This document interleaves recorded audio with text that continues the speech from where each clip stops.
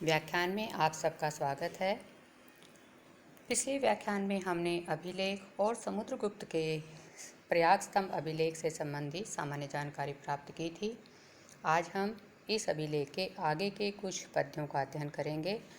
अध्ययन करने से पूर्व हमारे लिए यह जानना आवश्यक है कि इस अभिलेख में अधिकांशतः क्रियाओं का वर्तमान काल में प्रयोग हुआ है, इसलिए ऐसा प्रतीत होता है कि यह अभिलेख समुद्रगुप्त के जीवन काल में ही लिखा गया था और प्रयुक्त क्रियाओं के आधार पर ही हम इसके अर्थ ग्रहण करेंगे। प्रथम पद्य का अर्थ इस प्रकार है, आज जो पढ़ेंगे। यस्य प्रज्ञानुसंगोचित सुख मनसय शाश्वतत्वार्थ भर्तुः स्तब्धो नीनोश्री सत्काव्यश्री विरोधान बुद्गणित गुणाज्ञाहताने कृत्वा विद्वद्लोके विशुद्ध स्फुट बहु कविता कीर्ति राज्यम पुनक्ति। प्रथम पंक्ति में समुद्रगुप्त के लिए दो विशेषणों का प्रयोग हुआ है, दोनों में षष्ठी विभक्ति है, जिसका अर्थ ये होगा कि प्रज्ञानुसंग उचित सुख मनसय, विद्या के संग से उत्पन्न सुखों के अनुभव के योग्य मन वाले, विद्या की आसक्ति या विद्या के अध्ययन से उत्पन्न सुंदर अच्छे सुखों की अनुभूति के योग्य मन वाले, शास्त्र तत्वार्थ भर्तु तथा धर्म दर्शन नीति इत्यादि शास्त्रों के तात्विक अर्थ के स्वामी, अर्थात विभिन्न शास्त्रों के तात्विक अर्थ को ग्रहण करने की क्षमता वाले। दूसरी पंक्ति के पद अप्राप्त हैं। तीसरी और चौथी पंक्ति का अर्थ इस प्रकार है कि अब यहाँ आया है कि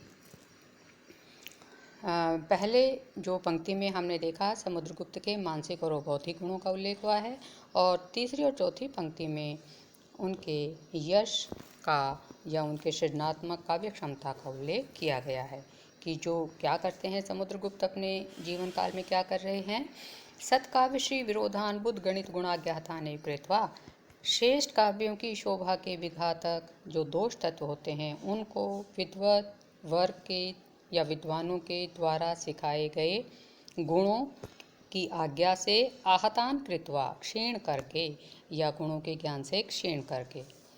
श्रेष्ठ काव्य की श्री माने शोभा, उसके विरोधान माने विरोधी तत्व अर्थात दोषों को आहतान कृत्वा क्षीण करके, किसके द्वारा, बुद्ध गणित गुण आज्ञा, विद्वान लोगों के द्वारा सिखाए गए गुणों की आज्ञा या ज्ञान के द्वारा।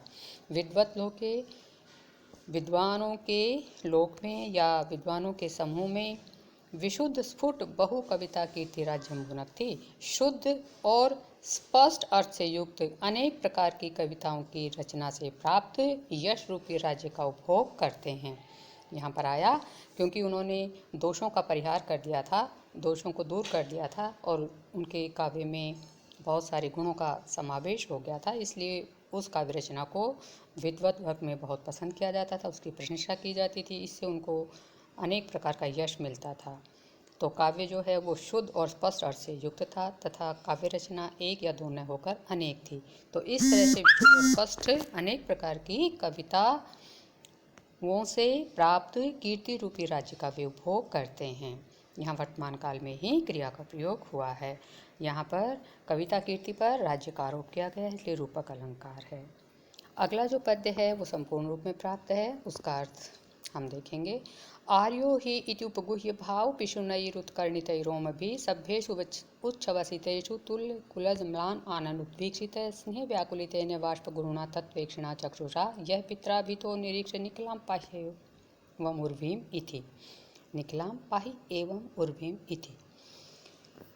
सभ्येषु उच्छ्वसितेषु, सभ्य लोगों के संतोष की सांस लेने पर, सप्तमी का बहुवचन, अर्थात उनके सभासदों के द्वारा चैन की सांस ली जाने पर, जब वो इस तरह के गुणों से युक्त हो गए और उनको जो यश प्राप्त हो रहा था तो उससे उनके जो सभासद लोग थे वो चैन की सांस लेते थे या वृद्धि को प्राप्त होते थे। किंतु तुल्य कुलजम्लान आननई उद्वीक्षित है, वह समुद्रगुप्त अपने कुल में उत्पन्न भाई बंधुओं के द्वारा ईर्ष्या आदि से मलिन हुए मुख के साथ देखा जाता था।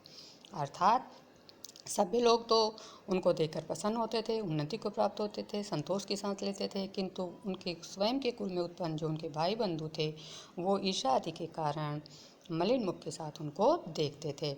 ऐसे समुद्रगुप्त को पिता ने कहा। तो यहाँ पिता के जितने भी जो विशेषण हैं वो सब तृतीया में आए हैं, कर्मवाच्य में वाक्य रचना है, किंतु हम इसका कर्तृवाच्य में अर्थ करेंगे कि इस प्रकार के समुद्रगुप्त को ऐसे ऐसे पिता ने कहा। क्या कहा पिता ने, किस तरह से कहा कि स्नेह व्याकुलितेन बाष्पगुणा तत्वेक्षणा चक्षुषा निरीश, स्नेह से विह्वल, आंसुओं से भारी हुए तथा तत्व ज्ञान प्राप्त करने वाले नेत्रों से निरीक्ष भली भांति देखकर, भावपुष्णई उत्कर्णितई, रोम भी उपगुह्य तथा स्नेह विश्वास इत्यादि भावों के सूचक ऊपर उठे हुए रोमांच के साथ आलिंगन करके कहा कि आर्य तुम श्रेष्ठ हो, निकलाम उर्विम पाही, इसलिए समस्त पृथ्वी का पालन पोषण करो, उसकी रक्षा करो।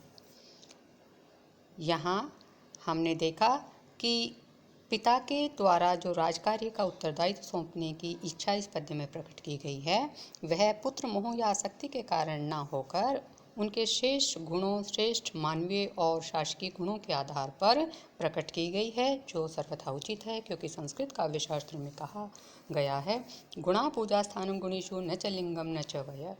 किसी भी व्यक्ति या वस्तु में गुण ही उसके सम्मान का आधार होते हैं, उसका लिंग स्त्रीलिंग पुल्लिंग आदि की है, स्त्री है या पुरुष है या इसकी उम्र कम है ज़्यादा है, इस तरह से नहीं होते।